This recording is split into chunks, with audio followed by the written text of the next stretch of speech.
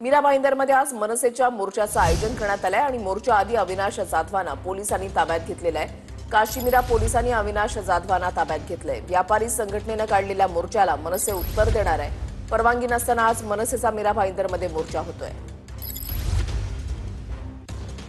हिरा ढाकणे आमचे प्रतिनिधी अधिक माहिती देतील। हिरा, आज मनसेचा मोर्चा निघतोय, मात्र पहाटे 3 वाजता अविनाश जाधव यांना पोलिसांनी ताब्यात घेतलंय। काय अपडेट्स आहेत, काय माहिती आहे? नक्कीच याआधी सुद्धा मनसेने मोर्चा काढला होता। मोर्चाची हाक दिल्यानंतर त्यांना 24 तासासाठी मीरा भाईंदर परिसरामध्ये बंदी ही ची नोटीस देण्यात आली होती। त्यानंतर ते गमिनीकावा वापरून मोर्चात सहभागी होऊ शकतात, त्या अनुषंगाने पोलिसांनी त्याआधीच त्यांना रात्री 3:30 वाजता त्यांच्या राहत्या घरून त्यांना ताब्यात घेतला आणि पोलीस स्टेशनमध्ये घेऊन गेले। त्यासोबत त्यांच्यासोबत कार्यकर्ते सुद्धा होते। या मीरा भाईंदर मोठा वाद निर्माण होऊ शकतो, त्या अनुषंगाने ते काही अफवा सुद्धा पसरवण्यात आल्या होत्या की हा मोर्चा कॅन्सल झालाय।